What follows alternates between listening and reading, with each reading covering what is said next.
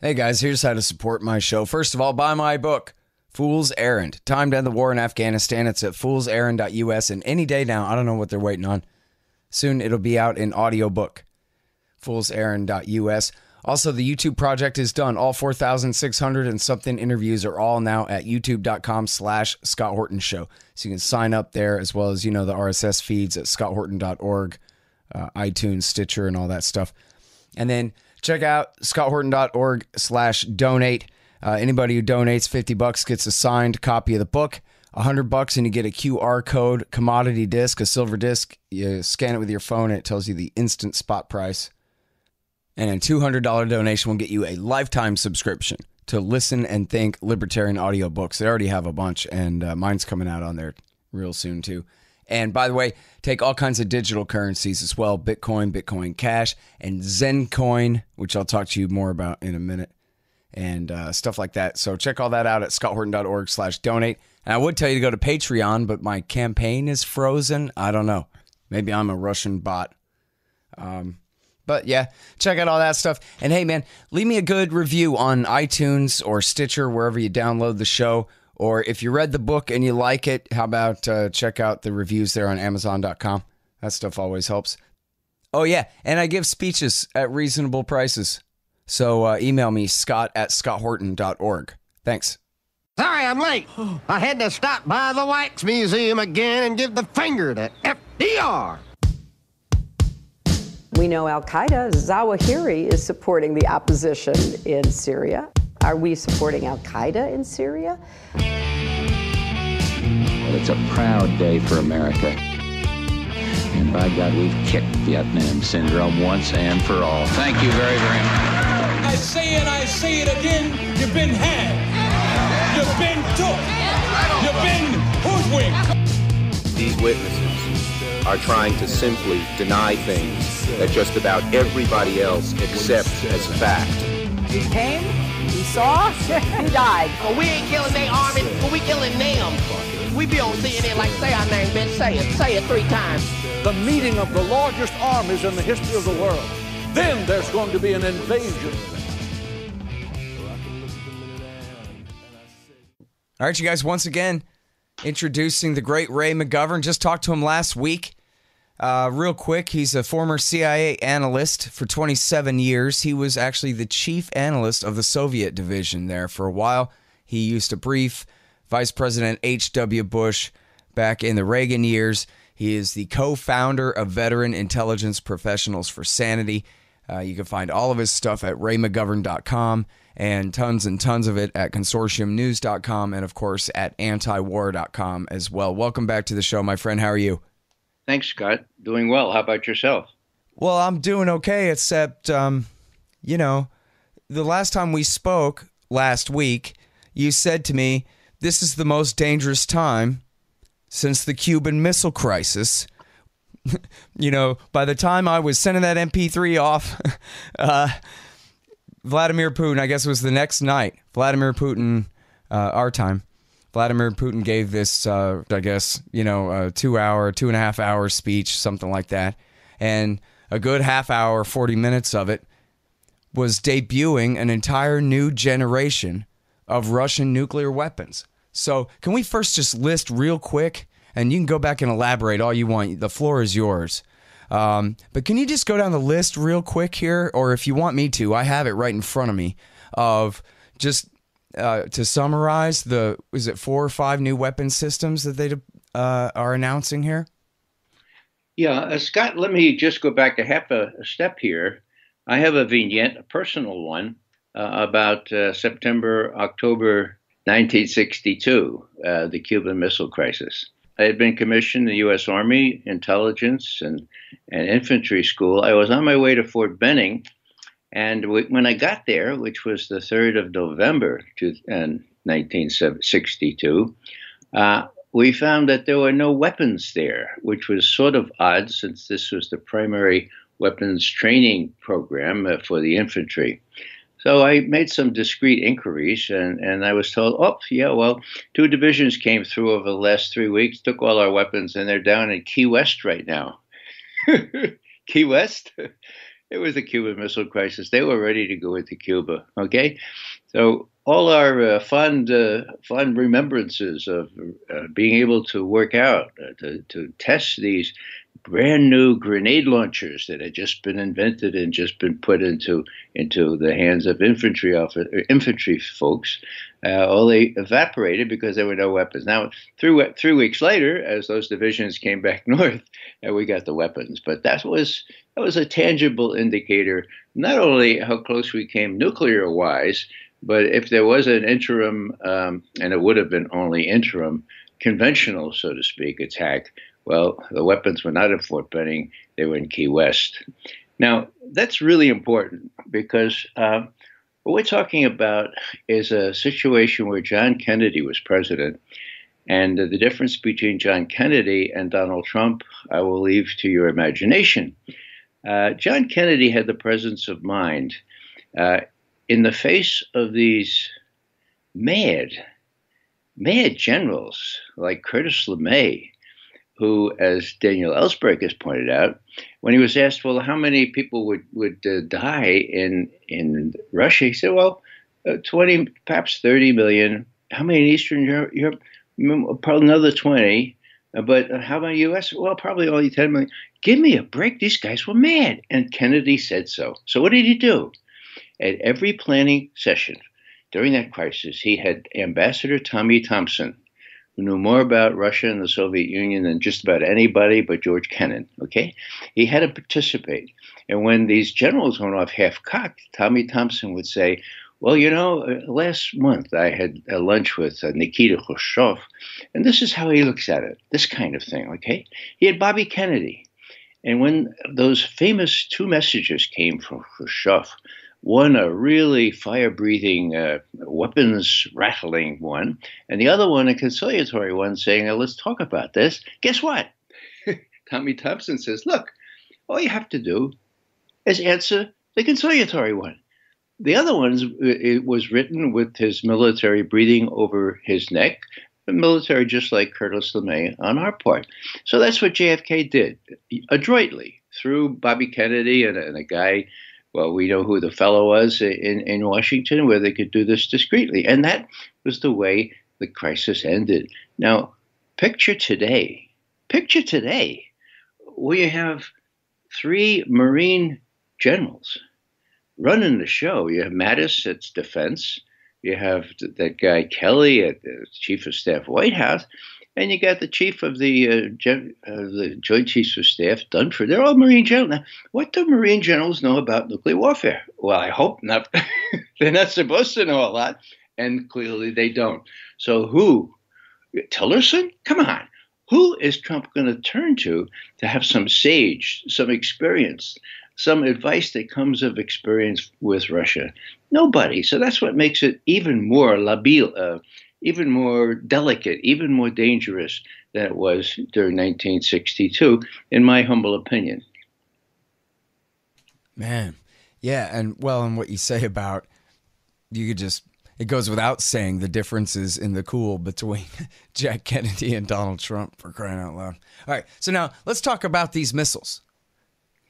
Scott, if you have the list before you, I don't have them committed to memory. Why don't you just dash off a quick rendition of the ones that he displayed in those videos? Yeah, so he describes them all, and I think I'm going to probably paste, I don't know what I'm going to do, because it's about 40 minutes. I'll have a link to it in the show notes of this interview at scotthorton.org and at the Libertarian Institute anyway, and I'll have a blog entry about it at both of those sites as well, guys, so you can find it. And he shows these kind of cartoons. And so the first one is a new heavy ICBM that is capable of flying over the South Pole and back around, from which there's no missile defense that has even been attempted to be set up so far. That's a brand new one. Then he has the hypersonic glider that is, they say, maneuverable and completely controllable, and can evade any missile defense system and go around and has an incredibly long range and this kind of thing. Then there's the nuclear-powered underwater drone. Is basically a submarine, a remote-control submarine that he says can deliver high-yield nuclear explosives. In other words, there goes San Francisco, and we have apparently no defense against that. And then This was the, as Lewis says here, last but certainly not least, the global range nuclear-powered cruise missile. Unlimited range. In other words, it could fly around the whole world, maybe twice. I don't know, however long it is on nuclear fuel. But in the cartoon, Ray, they show it launch from northern Russia, go around northern Europe, down catty corner across the Atlantic Ocean, around the southern tip of South America, and then up the Pacific coast, where then it nukes Hawaii. But you could also, they cut it away where it could have been Hawaii or LA or San Francisco, or you guess. And by the way, in the cartoon, when they showed the new heavy intercontinental ballistic missile that could go across the South Pole and up from the south, they show the target as being South Florida, as you know, it cuts away right before the detonation. But man, so anyway. Well, I think that President Trump needs to have the Chinese president there at Mar-a-Lago all the time, because I think that would be the only deterrent. Yeah, exactly. Hey, you guys want to stay the night? Go ahead. Yeah, we'll go golfing again tomorrow. Good. Oh, how macabre, huh? Well, yeah, it's well, these weapons, I don't know if they're all operational. One system he claims is, and that, he says, is in the southern district. Now, what's the southern district of Russia? That's the one right opposite the Middle East. So what Putin is saying is, look, we tried to talk to you. We tried to tell George Bush and Dick Cheney and Don Rumsfeld that getting out of the ABM treaty, which was the bulwark, which was the guarantor of strategic stability, just so that all your readers know what I'm talking about, the ABM treaty provided that there could be no more than 2 anti-ballistic missile installations in either country, the U.S. or the USSR. In 3 years, it was changed to 1. Why just 1? Well, then neither country could conceive of the notion that they could do a first strike and escape immediate retaliation and blow up their own country and most of the world. So that was a balance. They called it MAD, mutual assured destruction. Now, that doesn't sound very good. It sounds sort of mad, doesn't it? But it was a hell of a lot better than what preceded it, which was the balance of terror, when we never knew what mad general might be tempted to shoot off an ICBM and perpetrate a nuclear war. So that was concluded in 1972. It's one of the proudest accomplishments that my branch, the Soviet Foreign Policy Branch, ever had. We had 3 people working on that, 2 with the delegation, either in Helsinki or Vienna, and 1 backstopping all this information and activity at headquarters in Langley. I got to go to the signing of the ABM treaty. It was May 26th, 1972. And when that thing was signed, my friend next to me says, you know, Ray, you breathed an audible sigh of relief as soon as Brezhnev signed his John Hancock to that thing. And it was true. My God, that was an incredible factor for stability from 1972 until when? Till 2002, when George Bush, having announced 6 months before that he was leaving the ABM treaty, canceled, got out of it in 2002. Now, you could imagine the Russian reaction when they saw that these little missile defense systems were being put in Romania, Poland, and Black Sea, and the Baltic Sea. And as Putin himself has told Western reporters and journalists, look, we know that these capables can fly, 500 kilometers. But we also know that you can put a different missile in these same holes, okay? And it can fly 1,000 kilometers. And we know when that will happen, and the Pentagon knows that we know, okay? Then it will fly even farther. So what does this mean? This means that our ICBM installations, most of them, are directly vulnerable to a strike not from missile defense, but from cruise missiles and other kinds of missiles in these same holes that could be fired in a first strike if those generals at the Pentagon thought they could get away with it. So they're not going to get away with it. And he waited until March 1st, what was that, Thursday or Friday, to say, look, we try to talk to you. And indeed, they tried like hell to talk to us, and nobody listened. They tried to get into the U.S. press. They couldn't. And so here's Putin saying, well, listen now, okay? Because this is what we have on the drawing board. This is what one system we've already deployed.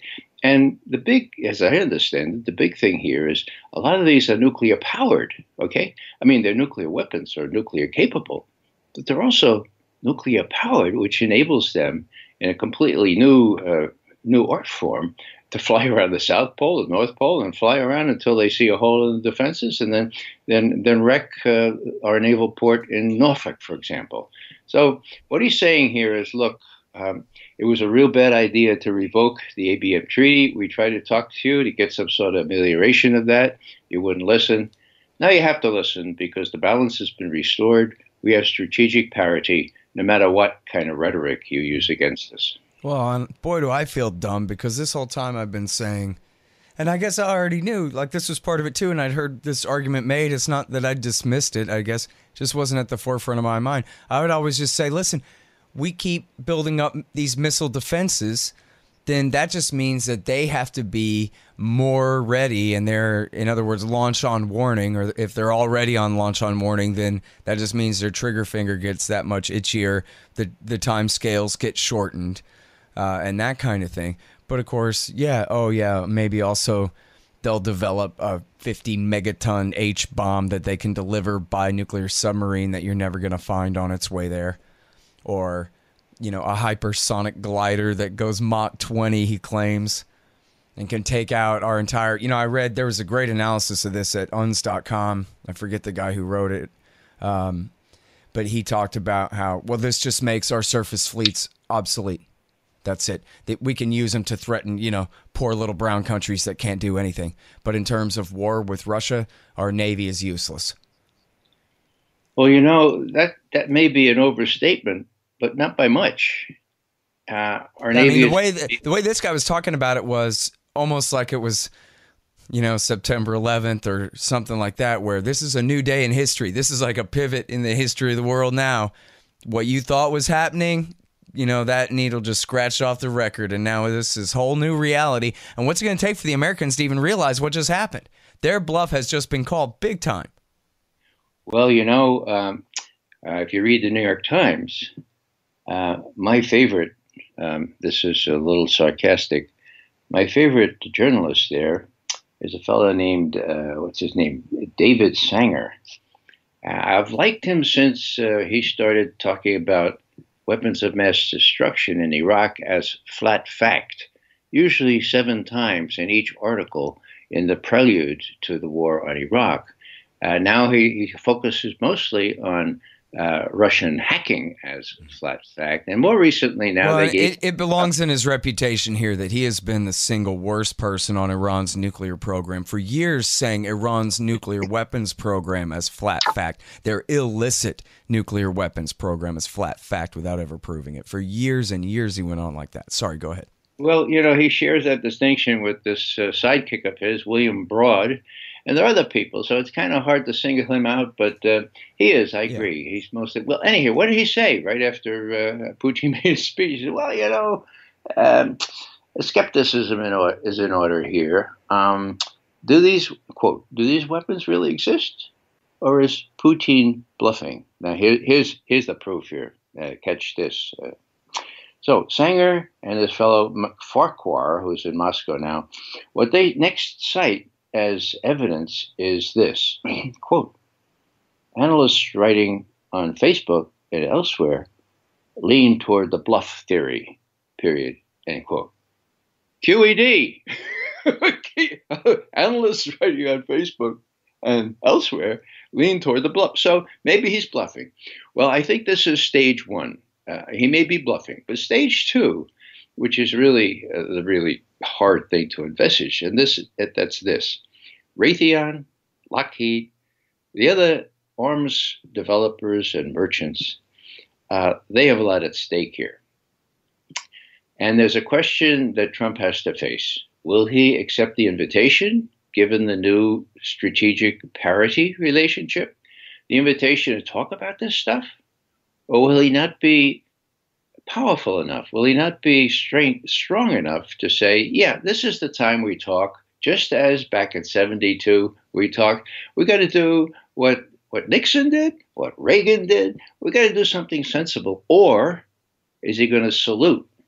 Is he going to salute the Raytheons and the Lockheeds of this world and say, my God, we not only have to build more anti-ballistic missile systems, but they have to be more sophisticated. We have to test them more. And then we have to build whole new generations. Maybe we can do nuclear-powered things like the Russians claim they have. Oh, so in other words, all the defense expenditures that you and I pay in our tax money, more than half of our taxes go to these so-called defense expenditures. What will happen to the people at the bottom of the scale who are already being kind of squeezed by all these tax measures and everything? What's going to happen to that part of America? I'd say maybe 40% who can't make a decent living without doing 2 jobs or sometimes even 3. What's going to happen? Well, they're going to suffer. And they're going to suffer badly. And who's going to profit? Well, the profiteers, the Raytheons, the Lockheeds, the General Dynamics, all these guys line their pockets with proceeds from systems that engineers say and scientists say will never work because they can always be easily defeated at much less cost. Now, the best guy on this is a fellow named Ted Postal, professor emeritus from MIT, where he got his degrees. He's in retirement now, but he's almost as old as I am, and he's writing and he's analyzing and he's doing all this good stuff. And he and his colleagues, the serious ones, say, look, the ABM system was always just a system to enrich war profiteers. It never would have worked. Edward Teller sold it to Ronald Reagan. He said, yeah, you can have like an umbrella, and they can never get to the umbrella. And Ronald Reagan bought it. And when Gorbachev, and this is interesting, when Mikhail Gorbachev came to Reykjavik back in '86, I had a front seat thing to watch this from the Washington area, from Langley. And he surprised everyone by proposing a destruction of nuclear weapons over a period of 10 years. Reagan said, my God, that sounds good to me. What did he do? Well, he went to his advisors. Now, George Shultz, I happen to know, would have been very, very optimistic about that, so long as we could verify and not just trust. But who are the other guys? Well, long story short, Reagan was sabotaged by people like Bill Casey, Caspar Weinberger at Defense, Bobby Gates, who was sort of the windsock that went with the prevailing winds, and this fellow Fritz Ermarth, who was the National Intelligence Director for USSR in those days. They put the kibosh on this. How did they do it? They said, President Reagan, listen, you can't have your Star Wars if you agree to this. They won't let you do anything but research. You can't even test anti-ballistic. You can't buy this.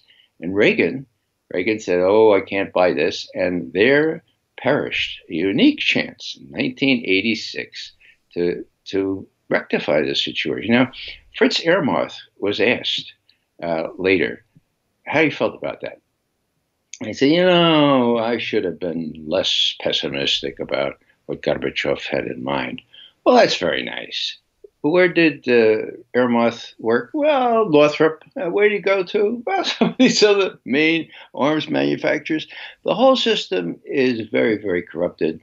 This is the first time in my experience where the intelligence apparatus, led by Casey, Gates, and Ermarth, was similarly corrupted for very, very political and economic or money-making reasons. It was a terrible thing to watch. That possibility was, what's the word? It was squandered. I read a story and I saw at least a still picture, I think, of Reagan getting in the car and Gorbachev says to him, Mr. President, wait. What if we walked back up those stairs and went in there and talked about this for like 5 more minutes and see, man, huh? And Reagan's like, sorry, out, and leaves. Yeah. Well, like, you know, oh, Reagan, man, he even had the one last extra bonus chance, and he still didn't do it. Damn. well, he wasn't the smartest knife in the drawer, but, you know, look at Reagan. You know, I tend to be a little bit more sympathetic to him. I think his instincts were correct. I think he was besieged by a White House and by the characters I just mentioned. And, you know, he was attracted to this notion, but he was also extremely gullible. Now, when Edward Teller, for God's sake, comes and he says, Mr. President, you must realize that this Star Wars can give you blanket protection against any missiles from the Soviet Union. Well, you know, Teller is a big name. He asks Weinberger, what do you think of this? Oh, yeah, Teller's correctly right. Yeah. So here he is, a victim of circumstance. The big thing is the reality, okay? These are facts, okay? The reality that golden opportunity was squandered just a few years later, when the Berlin Wall fell and Gorbachev was deceived. We know that. We know that from the cables now that have been released, was deceived into thinking that if he was able to accept a reunited Germany, if he would withdraw the 300,000, count them, 300,000 Soviet troops from East Germany, then he was promised by James Baker, the Secretary of State, and the other statesmen in Western Europe were also promised, namely the Chancellor of West Germany at the time. They were promised that NATO would not be moved 1 inch eastward, 1 inch eastward from East German territory, or was then East Germany. Now, to put that in context, okay, you have to realize, I mean, anybody who knows anything about Russian history realizes that after they got rid of 2 centuries of domination by Genghis Khan and his golden hordes, okay, that was 1200s to almost the 1500s, then they had to contend with people coming through from Western Europe. Those were the Hanseatic League. Those were the Lithuanians and the Poles attacking Russia from the West. Later, Napoleon. Later, Hitler. Now, just mention Hitler. Okay. People say, well, Hitler, we won the war. Well, give me a break. As you know, Scott, but not many Americans know. That was the Russians that won the war. It was the Soviets. It was the Soviets that turned Nazis back at Stalingrad. And how many casualties? How many Russians perished in World War II? Would you believe? Well, Putin says 25 million. Historians say 27 million. Well, let's say it's only 25 million. Give me a break. Who was among them? Putin's big brother. That's who was among them. Okay. How'd he die? Well, he was in Leningrad during the 900-day siege. Okay. I don't know how he died. I imagine, like so many others, he hungered to death. Now, that's the experience that Putin comes out of. That's the experience that the Russians come out of. We have I emphasize, no comparable experience. So, getting back to the fall of the Berlin Wall, they're asking Gorbachev and Shevardnadze, the foreign minister, they're asking for an awful lot. But the promise was very attractive. No NATO east of East Germany. Now, what happened? Well, Bill Clinton came in. He said, screw that. That's not written down on paper. And we'll just do it. And now, of course, we have NATO more than doubling in size as it was the size at the turn of the Berlin Wall.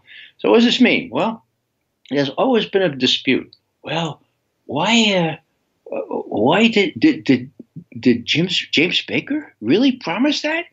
Now, Bill Bradley, Senator Bill Bradley, former senator from New Jersey, he's a Rhodes Scholar. He specialized in Russian history and Soviet history.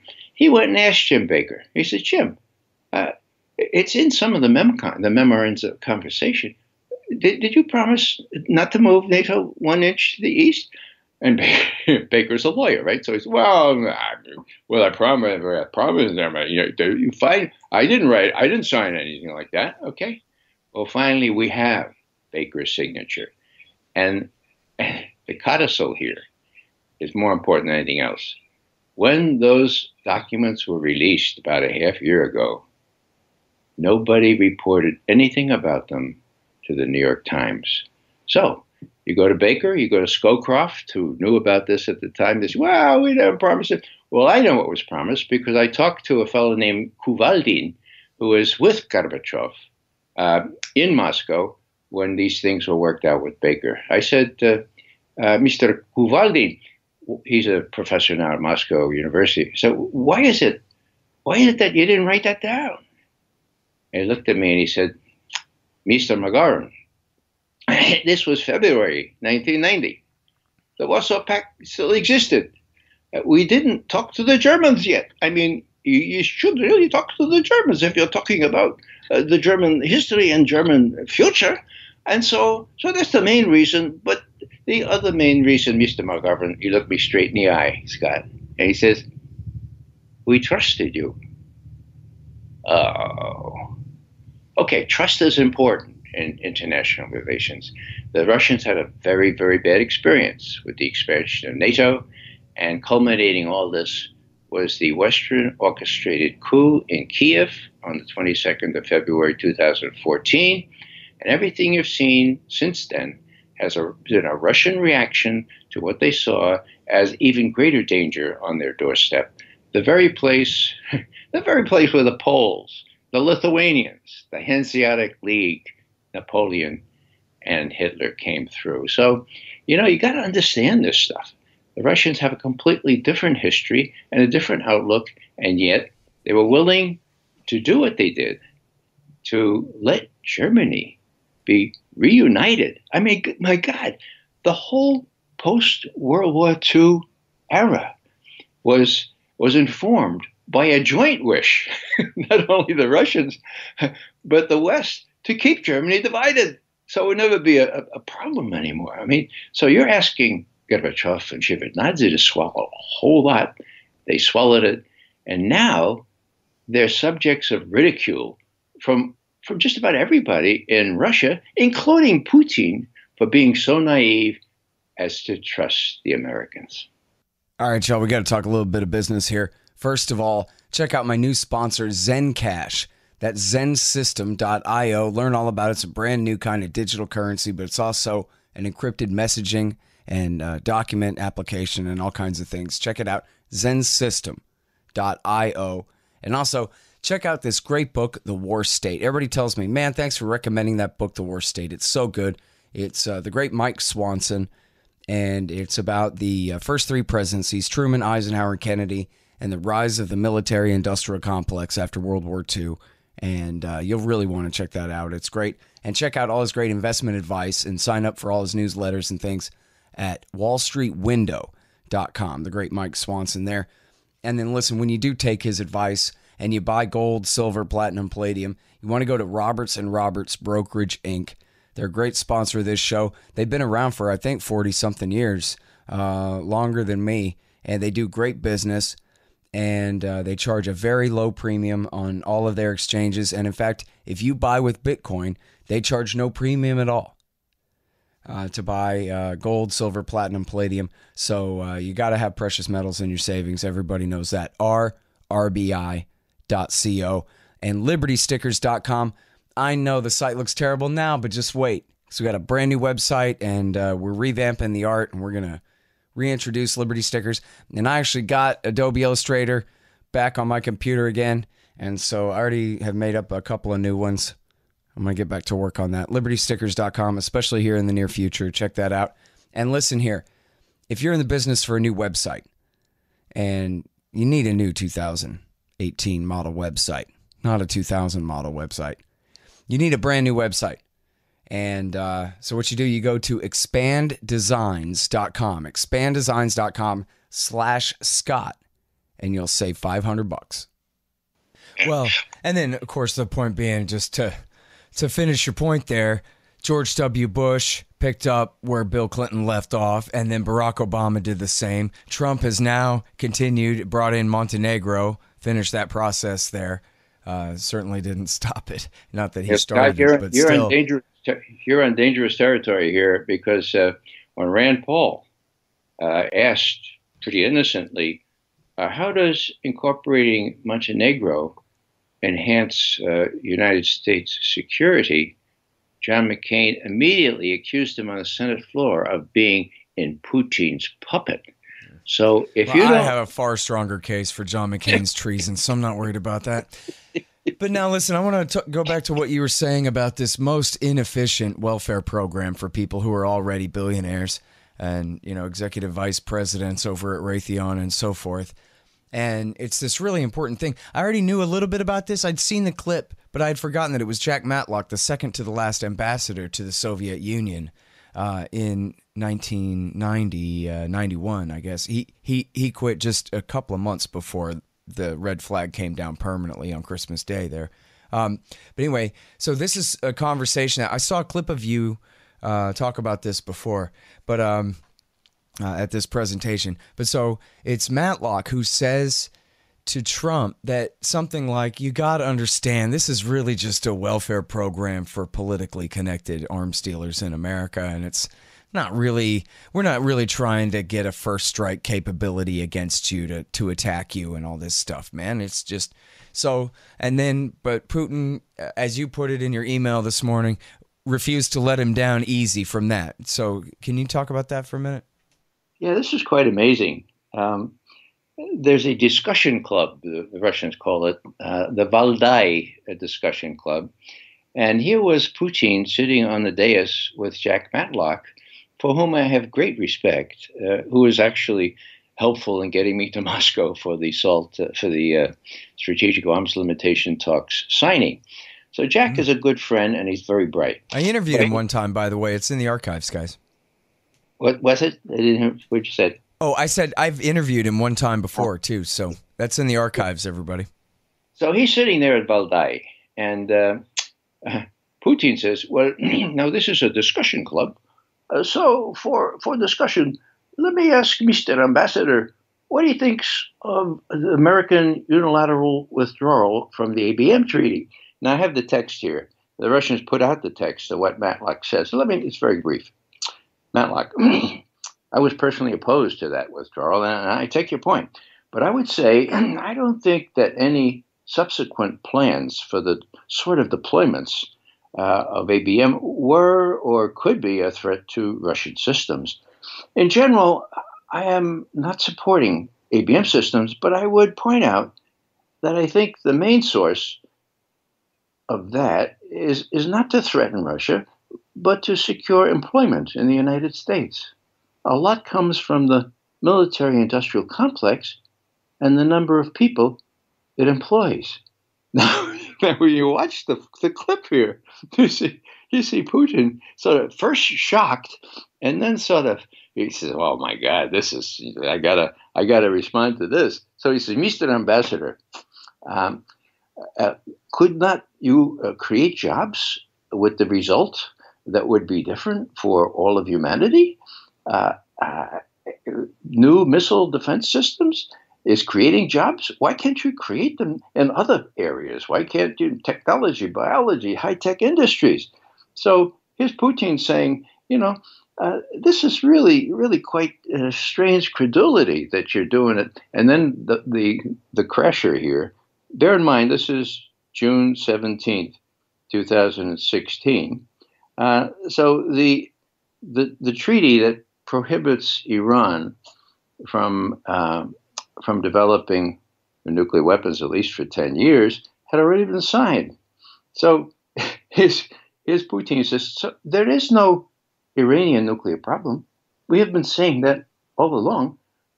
So why develop a missile defense system when there's no chance that Iran would be a threat? In other words, this business about that Matlock apparently was persuaded about that. No, these emplacements in Romania and Poland and Black Sea and Bulgaria, no, they're not against Russia. No. You just happen to be there in the periphery. They're against Iran or maybe North Korea. If you have a globe, Scott, look at the globe. I know. Well, listen, I mean, just anecdotally, I don't have the footnotes and everything, Ray, but at the time when George Bush, at one point personally, the president, announced, oh, yeah, this is to protect Poland from a first strike from Iran, all the people in the room, it was some international event, I don't know, they all laughed. Everybody just laughed. Nobody believed that it was true for a minute. And the Russians, there was a clip, I think, of Putin and or Medvedev or whoever saying, yeah, right, obviously we could see right through that. And then when Obama came in and said the same thing, everyone was like, oh, yeah, that's really serious. You got to protect Poland from Iran, the missiles they don't have to deliver the nukes they're not making. Yeah. Well, Scott, I was reviewing this last night and looking at Putin's protestations that, look, you never listen. And of course, I'm saying, well, how could the American people know about all this if they just read the New York Times? They wouldn't know. They would have no way of knowing. They would have no way of knowing that back in 2012 at a summit in Seoul, ABC microphone was on. When Medvedev, who was president at the time, before, he's president every other time that Putin isn't, he says, Mr. Obama, Vladimir asked me to ask you, when are you going to talk to us about ballistic missile defense? And Obama says, well, give me some space. Wait till after the election. Just give me some space. Will you tell Vlad that? And Medvedev very politely said, oh, yeah, I'll tell him that. Now, guess what? Obama apparently forgot to take this up after the election. He got completely slammed. Oh, look at what a two-faced backstabber this guy is when, my God, is that not what we want? Is for him to back down and find ways to be able to get along with the Russians? And people are saying, my goodness, that he would say one thing and do another, regardless of what exactly the lie is here. Seems like a pretty white lie. Yeah, and then, the next thing I came across was this hasn't been reported at all. Putin holds these 4-hour, can you believe them, 4-hour press conferences hosted by press people from all over Russia. It goes over, 7 time zones or something like that. Okay, 4 hours. And during this was on March 17th, St. Patrick's Day. I always remember St. Patrick's Day, 2014, right after the coup in Kiev and right before, like the day before, the Crimea was rejoined to Russia, annexed to Russia. So what does he say? He says, the encroachment eastward of NATO was a real problem. But the threat of missile defense was, quote, an even more important factor, end quote, in keeping Crimea out of NATO hands. Well, hello. They didn't want ABM systems. They didn't want missile defense systems, quote, defense systems in Crimea or the more in the Black Sea or in Ukraine. So what Putin is saying to all his people, not picked up in the press, is that, look, NATO, that was really bad. But think about the national, the missile defense systems that would be put in, and we couldn't let that happen in Crimea. We mentioned the Valdai stuff where Jack Matlock made that faux pas grand, It was really saying it was just a jobs program. But later, and this too was after the Iran deal was signed, sealed, and delivered, restraining Iran from having a nuclear weapons potential for many, many years. Here's Putin on the 17th of June, 2016. What does he do? He recognizes that there's a whole group of Western journalists in St. Petersburg. They're at an international economic forum. So he says, hey, I want to talk to these guys. And he assembles about 20 of them, and he's looking at them, and he talks to them about what it means. He repeats to them, look, these missile holes are capable of cruise missiles, but they're also capable of missiles that reach far into Russian territory. We know the schedule for when they can knock out a lot of our ICBM force. The Pentagon knows the schedule.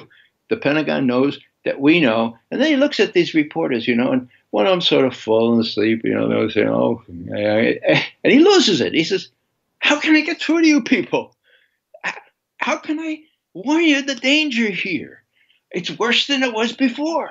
And then he just kind of throws his hands in the air and he stops. You ought to see that clip. It's only about a minute and a half, but it's on my website. And you get a sense of how this guy is saying to himself, they won't listen. They won't listen. And so we have to be involved in these very esoteric systems that will finally make them listen and hopefully get them to the negotiating table. Well, and that's what he said in that speech today was, you wouldn't listen to us before, you'll listen now, or something very close to that. And,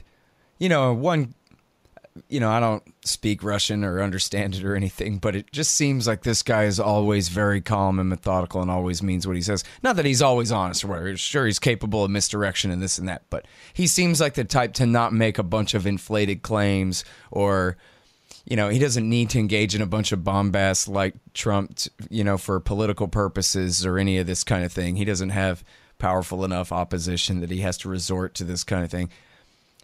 I would take him at his word on this as far as these new developments in these nuclear missiles. So back to, and when I compared it to 9/11 earlier, I didn't mean to say this is an attack on America or playing some narrative like that, but I just meant this is a new turning point, right? Because it's not just that Russia has now restored the balance of terror when the Americans were, had made it so lopsided that they were threatening to cancel mutually assured destruction and be able to threaten this first strike capability. But now they've really tilted it back the other way. Not that they necessarily have first strike capability on the U.S. We still have 7,000 H-bombs, so not too big of a problem with that. We can still kill all of them too. But it seems like the overall balance of terror, if his claims are true, really has shifted toward them. So looking forward, what do you think is going to be the reaction to that, Ray? Well, my fear is that this will just feed the military, industrial, congressional, media, intelligence, security services complex. More and more money will be diverted. But, I don't rule out the notion that somebody will get to Trump and say, look, you thought you could deal with Putin. He's now sort of claimed, if not proved, that he has strategic parity. Now, what's the real danger? How can you deal with this guy? Well, number one, you can look at the flashpoints, the ones that exist now, the things that the U.S. and others are doing that could end up in a real armed dust-up with the Russians. And I'm thinking, of course, not only of Syria. Now, Bibi Netanyahu is in town in Washington this week, and I'm sure that he's trying to persuade President Trump, look, we can't tolerate Iranians or, Syrian government or Hezbollah people in Syria. We have to keep that war going. And so this business about, just fighting ISIS and then getting out of there, that's for the birds, Mr. President. Don't say that anymore. We got to do more. We have to ensure that chaos in Syria persists for a couple more years. That's what he's saying. Now, there are a lot of Russians, there are a lot of Iranians now in Syria. They happen to be there at the invitation of the Syrian government.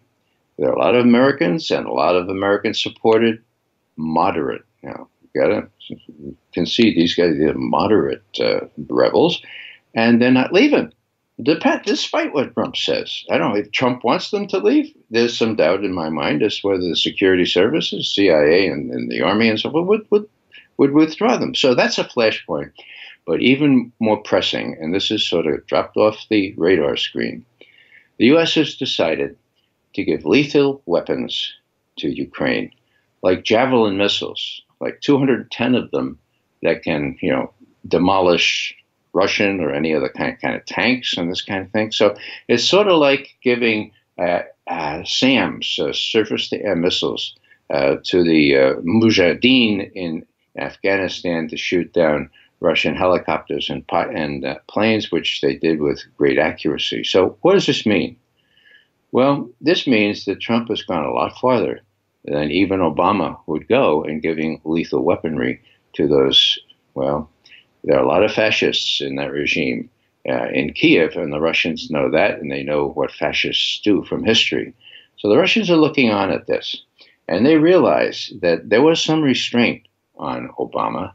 I think 3 years ago, when Angela Merkel, Chancellor of Germany, was in Washington, the subject of discussion was very live at that time in Washington. Should we give weaponry to Ukraine? And at a joint press conference at the end of her visit, one of the American journalists says, Mr. President, have you decided, are you going to give lethal weaponry to Ukraine? And he says, well, no, we have that under discussion. She interrupts. Angela Merkel interrupts and says, eine schlechte Idee. A lousy idea, okay? Wow! I've never seen it happen before. So then he goes on, Obama says, well, we're discussing, and then 2 minutes later she says, eine schlechte Idee, a really lousy idea. So now what's Angela Merkel going to do? She's got this very flashback to half an hour ago in this conversation. The ultimate I better be able to say it right. Cataclysm of humanity, at least in the West or in Europe, there was between the Germans and the Russians. They've been through this before for real in a way that Americans don't really remember, as you were saying. All right, sorry, go ahead. Yeah, and people don't remember. My grandchildren aren't taught that the Russians and we were allies during World War II. And in reality, the Russians won that war. We came in June of 2000, June of 19. Wait, no. Go back to Merkel. We know about World War II. Go back to Merkel stopped Obama on. Yeah, well, I think that Merkel did stand up to him then. And I think Obama was also, he had been had, or almost had, by the neocons that wanted to blame that sarin attack in August of 2013 on Bashar al-Assad. He had been told, no, these were your moderate rebels that did that. So he was already chastened to disbelieve some of the stuff he was getting. So I think he was not very much gung-ho to do this.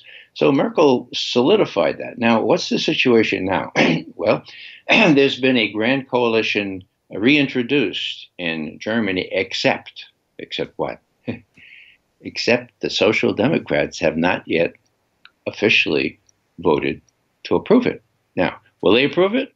Smart money says, of course, but that doesn't happen until they vote on Sunday, okay? And what am I thinking? I'm thinking that young Social Democrats who are not enslaved to this alliance that's 73 years old now, that comes out of World War II, that says you have to do everything that the Americans say, they're going to vote against this thing. I don't know if there'll be enough of them, but it may not be a grand coalition again. Merkel may have to rule all by herself, and that's going to cause chaos in Germany and the rest of Europe as well. Yeah. All right. So, I want to. Oh man, there's too many different things I want to ask you at the same time. I guess let's stick with Ukraine for a minute. So there's still fighting going on in the east, and in the Donbass sort of breakaway region there in the east, they don't have tanks for shooting Javelin missiles at. So what is even the purpose of that, really? They're just going to shoot them at buildings, or it's just to pretend that, to play along with the narrative that the Russians are coming, when clearly if they wanted to have absorbed eastern Ukraine, they would have done so when the eastern Ukrainians voted to ask the Russians to please absorb them into the Federation, right? So what do you think's the plan there? That's the key thing. This has already been suggested by the Lugansk and the other major region there. Donetsk. I don't say it right, but. Yeah. And the Russians say, hey, look, we annexed Crimea, but don't have any illusions. You guys got to fight your own battles. We will support you, but there's no chance we're going to incorporate you into Russia proper. So that's the key there. Now, a very ominous sign has come just this week with this special envoy to the Ukraine crisis, Kurt Volker, who had been U.S. ambassador to NATO a decade or so ago. He's a neocon par excellence. And what did he say yesterday or the day before? He said, we have to liquidate, we have to destroy Lugansk and What's the other one? Donetsk. Okay. Donetsk and Lugansk, those people have to be destroyed. We need these new weapons, and we need to have countrywide elections so that these provinces will be reincorporated into Ukraine. What does that say? That says that these so-called Minsk agreements worked out in Minsk in Belarus between France, between England, and between Russia and the Ukrainians, ostensibly at least, that those accords which provided first and foremost for regional autonomy in these provinces, not for a breakaway, but to give under the new constitution of the Ukrainian Republic, if you want to call it that, regional autonomy, so these people can manage their own affairs, and the fascists, and I use that word advisedly, in Kiev won't be able to work their diktat out there in Lugansk and in those two provinces. Okay, yeah. So what is this? This is Volker just saying, no, that it's Minsk. Those of course don't matter. We're going to proceed in a very different way, and we're going to liquidate these people. I mean, the guy sounds like he's part of the Banderistas. It sounds like he's part of the fascists. And I've had personal contact with Volker. I was in Berlin just before the election, just before November of 2016. And I asked him a question. There was a fancy meeting of the NATO-supported council. I said, now, what about, what Trump says about reaching out to Russia? And he looked at me, he says, Trump? Are you a Trump supporter? He says, Trump doesn't have a chance of winning. That was one day, mind you, before the election, okay? So here's a guy who somebody told Trump would be a good guy to implement his policies toward Ukraine. Trump famously said, this was on the campaign trail, I'm not sure what really happened in Kiev. I'm told there was a coup there, but I don't know. Well, that's no attitude to take if you're going to be a neocon.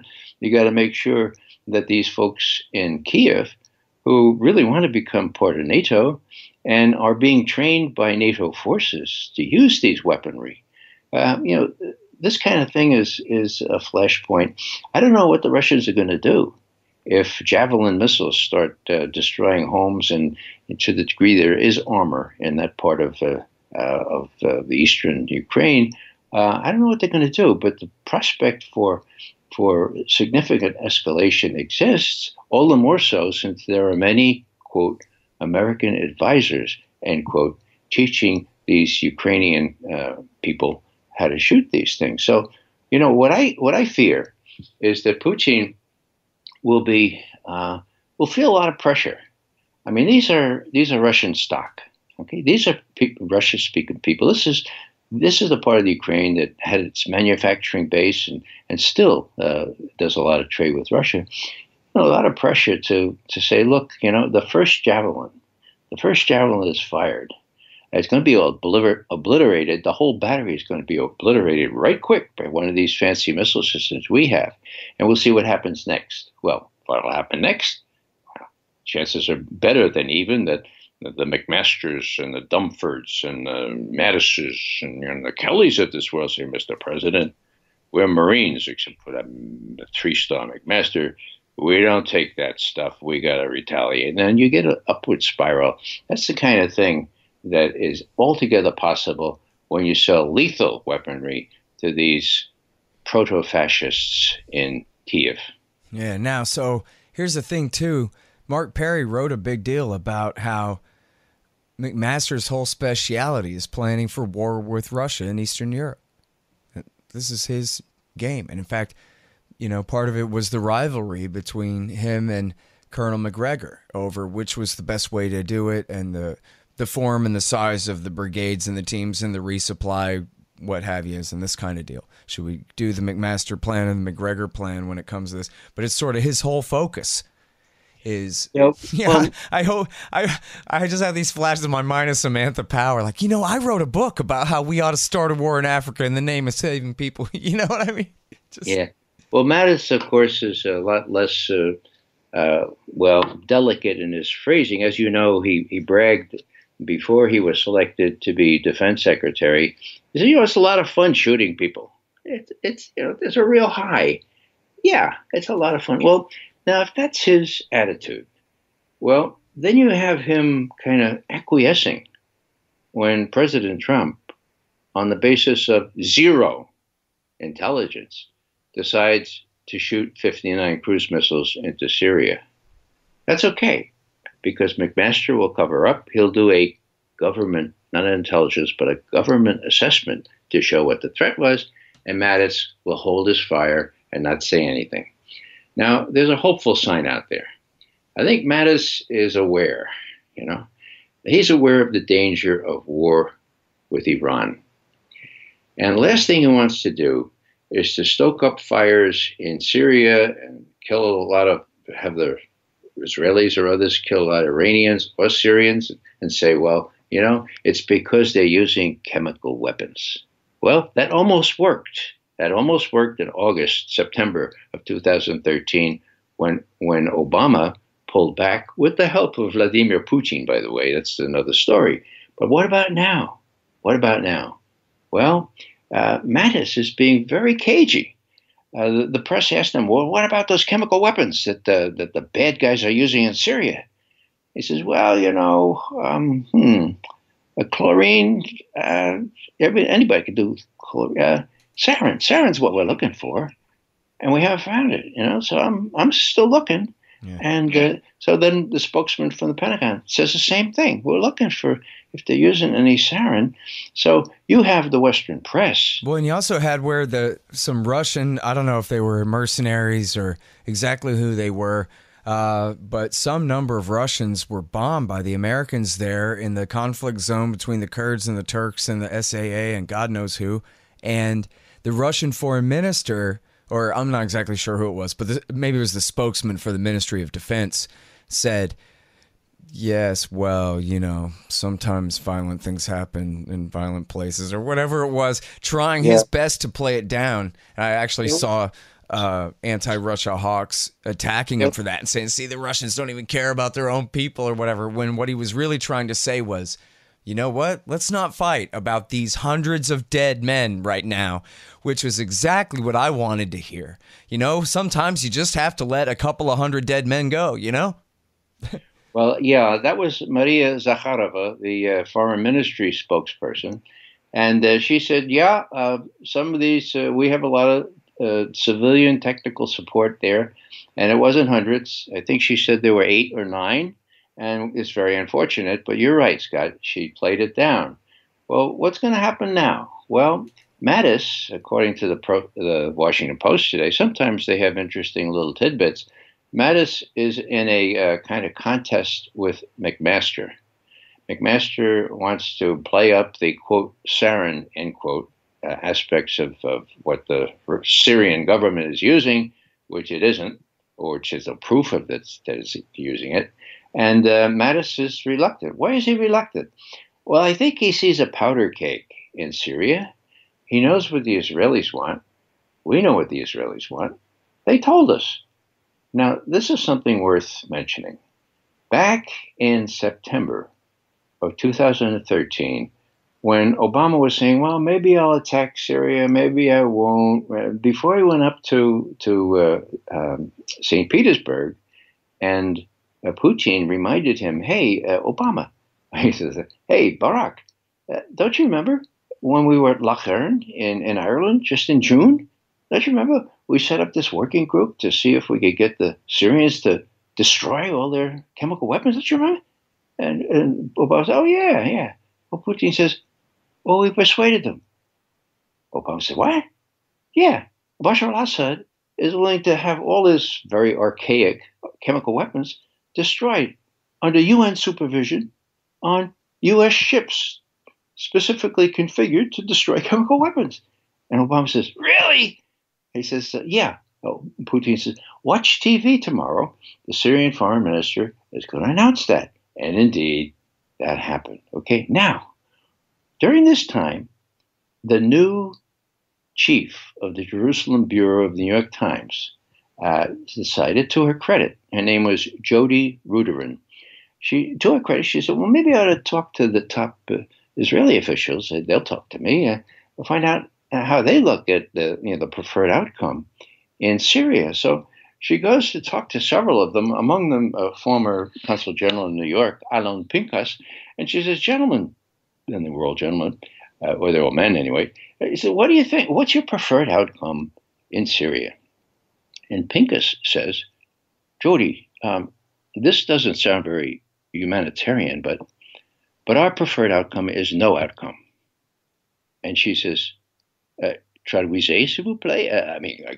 No outcome? He says, yes, as I said, it doesn't sound very good, but you see, we look at it as a playoff game where you don't want either side to win and you don't want either side to lose. As long as the Shia and Sunni are at each other's throats in Syria, and not only in Syria, but in the whole region, quote, Israel has nothing to fear from Syria, period, end quote.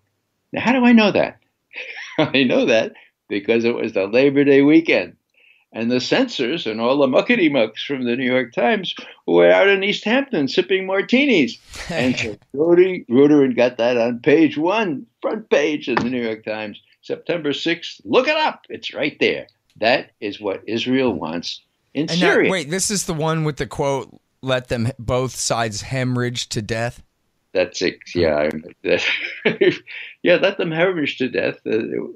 As long as they're doing that, we have nothing to fear from Israel. Now, that's what the game is. Part of it, of course, has to do with the way the Hezbollah in Lebanon, which is now part of the government, how they get resupplied. It used to be they'd have to come in by ship and then be transported through Syria to Lebanon. Now, as long as there's chaos reigning in Syria, it's really, really hard to do that. Now, of course, they get it through from the east just as easy. So there was a logic to what the Israelis wanted. Whether we understood that or not, who knows? But that was the preferred outcome. Jody Ruderin found it out. She reported it. It's on the New York Times front page. Nobody else has ever said, well, who's driving U.S. policy towards Syria? 80% of that answer is Israel. I mean, Colonel Larry Wilkerson, good friend of mine, he was working for General Powell before Iraq. He rused the day when he bought the business about weapons of mass destruction and ties between Saddam Hussein and al-Qaeda for that UN speech, which is disgrace, okay? But he also points out that there was great, great pressure from Israel to do that. They wanted us to do Iran first, right? But no. Wolfowitz and the others said, no, low-hanging fruit first. Iraq can't defend itself. We'll do Iraq first. Now, what do I say that? I say that because I've always said, since the invasion, that there were 3 factors prompting U.S. policy. One was oil. I mean, hello, it's always oil. The second was Israel. And the third were the permanent military bases that we coveted in that part of the world. We're getting kicked out of Saudi Arabia. We wanted them in Iraq, and there's lots of evidence that it's true. Well, the Israeli factor of this, they McGovern is an anti-Semite. This is terrible. Well, here's Larry Wilkerson, who was talking to these Israelis, and he's saying it was Israel that had a fundamental influence on George Bush and Dick Cheney and what's his name, the defense minister, Rumsfeld. Yeah. And they're doing the same thing now, that is, the Israelis are, with respect to Iran. So, and in fact, Wilkerson told me that out of the whole neocon network that was working for Cheney in the first Bush Jr. term there, that Feith and Wormser, he thought, were outright agents of influence for Israel, that they worked for Sharon before they worked for Cheney even. Well, they did. And he singled those two out as compared to just Abram Shulsky and Eric Edelman and Richard Pearl and the rest who were acting, and Paul Wolfowitz and Scooter Libby and all of those who were really acting on Israel's behalf anyway, or what they saw as being in Israel's interests. Yeah. Well, I would defer to Larry on that. But, the way I come at it, I look at it this way. I was the National Intelligence Officer for Western Europe at one point in the mid-70s, okay? And the flag went up. Everything started to fall apart in Northern Ireland, all right? It was really serious. The British were getting bombed, and the conflict was flaring. And I lived in deadly fear that Casey would come down and say, "McGovern, you know a lot about Ireland. We want you to be the principal analyst on what's going on there in Northern Ireland." And I would have had to say, "Mr. Casey, no way can I do that. No way can I do that, because of all the things I heard from my grandmother about the British in Ireland." What they did. So I couldn't possibly, even if I tried manfully, I couldn't be possibly objective. Now, translate that to people who are dual citizens, who are Israeli citizens as well as U.S. citizens, people who were brought up the same way I was to have a very, very prejudiced view about the British in my case, about Palestinians or anybody else. Only no reluctance whatsoever to go ahead and act on those loyalties. That's the thing. Fight. And, it's not like Michael Ledeen or any of the Axis of Crystal here, any of these guys at PNAC or at AEI or JINSA or WINEP or whatever. Not that they disguise their motives whatsoever. It's all right there. And, Julian Borger in The Guardian and James Bamford in his book, A Pretext for War, and Robert Dreyfus in The Nation have all shown that Ariel Sharon's office was outright in on ginning up the fake intelligence and stovepiping it into the vice president's office. They had their own office of special plans in Israel at the same time Feith was creating the one in the policy shop at the Pentagon. Yeah, even more important than that, and it's hard to think of anything more important, was how George Bush wanted to play with the big guys, right? And he just really loved Ariel Sharon. At the first cabinet meeting in January 2001, okay, he says to the cabinet, "Anybody know Ariel Sharon?" Powell raises in, "Yeah, I've dealt with him." Bush, "Well, I think he's a pretty good guy. I think he's got a head screwed on, right? I think we have to give him his head." And Powell says, "Well, sir, that could cause immense damage to our impartiality in the Middle East and a lot of violence." And Bush says, "Sometimes a little violence can do a lot of good." Now, how do I know that? I know that because the Secretary of Treasury, Paul O'Neill, was there, and he wrote a book about it. Okay, so that's the kind of stuff evolved. Now, what was even more interesting was that in the spring of 2004, just before the re-election of Bush, General Brent Scowcroft, no wishy-washy guy, he, National Security Advisor to Reagan and very principled statesman. Actually, George W. Bush appointed him head of the President's Intelligence Advisory Board. It's a pretty prestigious thing, nothing more prestigious in Washington. Now, what does Scowcroft do? Well, he's receiving all this information about what's going on in the Middle East, and finally he says, I got to speak out about this. And so he goes to the London Financial Times, okay? No left-wing organ that. And he says, I need to tell you that Ariel Sharon has our president wrapped around his little finger. Sharon has our president mesmerized. You need to know that. Mm-hmm.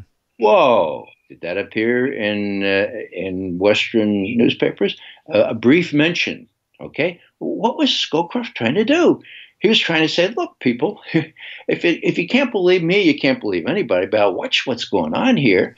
And our policy toward that part of the Middle East is being dictated by a guy who has our president wrapped around his little finger. Enough said. And you know what? Is it worth saying, too, that Scowcroft, as Bush Sr.'s national security advisor, they also co-wrote a memoir of the administration together, and he was publicly known as Bush Sr.'s best friend, and not necessarily that every word out of his mouth was a message from the father, but certainly the understanding was that he would never say something that the father would have considered out of bounds in terms of criticizing the son. Right? So when he wrote, "Don't attack Saddam" in the Wall Street Journal in the fall of 2002, that was, interpreted to mean at least that this was okay with the father if he hadn't commissioned the damn essay himself. Yeah, and James Baker, who had been Elder Bush's Secretary of State, wrote a similar op-ed in the New York Times. So, yeah, both of these people knew which end was up. And I think, well, George H.W. Bush, I would say, was my friend. Okay, I briefed him for years. I worked for him when he was out there in Langley. We had a correspondence after he became after he left the presidency. And at one point, when I saw what was happening, when I saw who his son was inviting to be key players in national security, Rumsfeld, my God, Rumsfeld and Cheney, I knew his influence. I appealed to the elder Bush. I said, look, would you just tell your son why it was that you referred to these same people as, quote, the crazies, end quote. Just tell them that. Tell them why you kept them at one remove from places of real power. They could be deputy secretary or deputy assistant secretary, but you got Wolfowitz, you got Pearl, my God, please tell your son. Now, his answer, and I'm not revealing any secrets here, his answer was, oh, Ray, I too was concerned initially, but my son, he's a very, very wise person. I have complete trust in him. I think he can keep the crazies at bay. The crazies, in quotes, at bay. Wow. George H.W. Bush. Well, either he was too forgiving of his son or too trusting or didn't know about George W. Bush and how impressionable he would be before people like tough guys, Ariel Sharon and so forth. So that, he was reduced to letting Scowcroft say these things or James Baker. It was a terrible, terrible thing because we knew these guys. We knew what they were capable of. And although Scowcroft and Baker, as you say, both did publicly what everyone should have been doing, saying this is crazy to attack Iraq, we did it privately, but we also published our memo saying this would lead to catastrophe, unintended, but very real catastrophe. Mm-hmm. Well, we were right. We're not happy we were right, but at least people might want to listen to us now when we're talking about Iran. Well, there's a couple of important things I want to add here real quick. First of all, in the book Rumsfeld, His Rise, Fall, and Catastrophic Legacy by the great Andrew Coburn, he talks about how Dan Coates was originally the first pick for Secretary of Defense. But in his job interview, he said, oh, anti-ballistic missile defense, that's a boondoggle, man. We don't want to waste a bunch of money on a bunch of never-worked technology like that.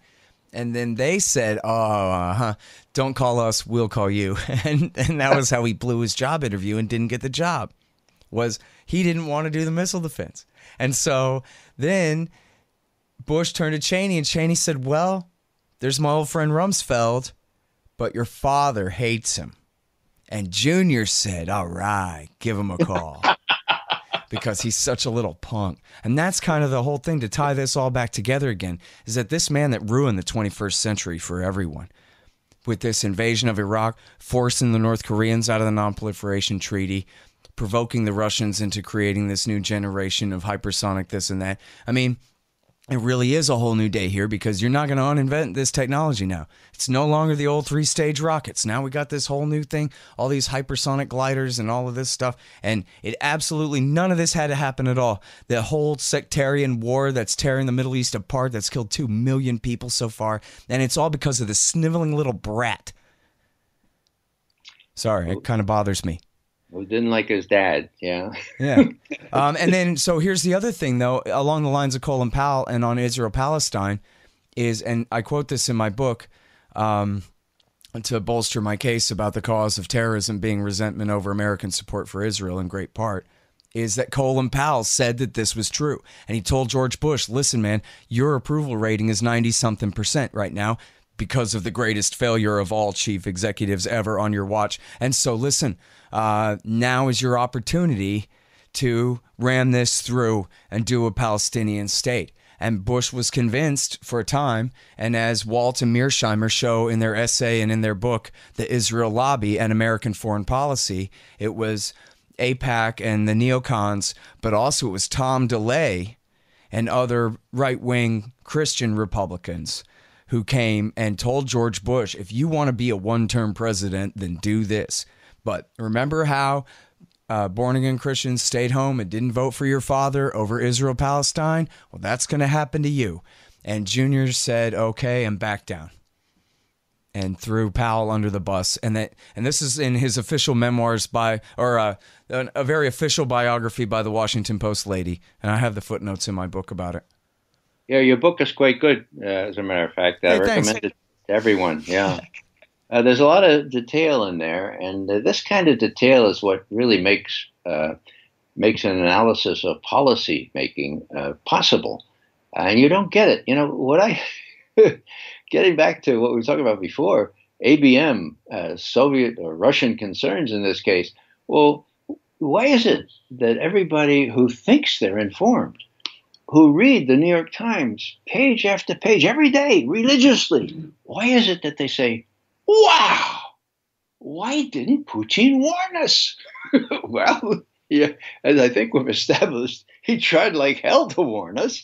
He did warn us in any way he could, but the Western press and the New York Times never picked up on these things that we just mentioned, the things going back to 2012, 2014, 2015, even after the Iran, quote, threat evaporated, we're still building these systems. So the New York Times is not a good thing to rely on if you want to be informed. And that's part of the message here. If people don't wake up and realize that they're getting a very stilted view from people like Sanger and Broad and all these other guys who have this great record of being wrong on Iraq as well, well, if you don't wake up, what's the hope? What they need to do is listen to Scott Horton. What they need to do is tune into consortiumnews.com or even raymcgovern.com if they want at least the other side of the story. Yeah. And hey, we reprint everything that you write at antiwar.com as well. Even the short VIPS memos go on the blog, if not right in your article archive there. So people want to search antiwar.com for Ray McGovern. You'll get a few thousand results, I'm sure, going back the whole terror war long at least. All right, listen, we better let him go out an hour and a half here, Ray. So until next time, if we don't all die in thermonuclear fusion explosions. It's great talking to you, sir. Appreciate it.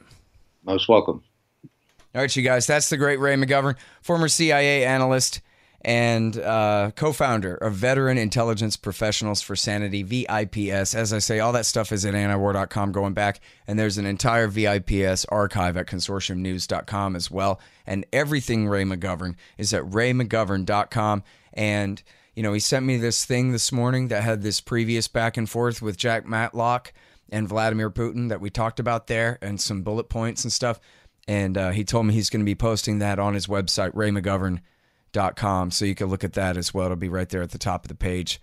And it'll all be in the show notes due to the great Damon.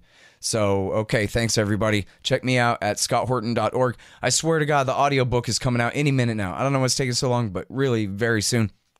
And the audiobook then, that's Fool's Errand, Time to End the War in Afghanistan, foolserrand.us, amazon.com, etc. Antiwar.com, libertarianinstitute.org, and follow me on Twitter at Scott Horton Show. Okay, thanks.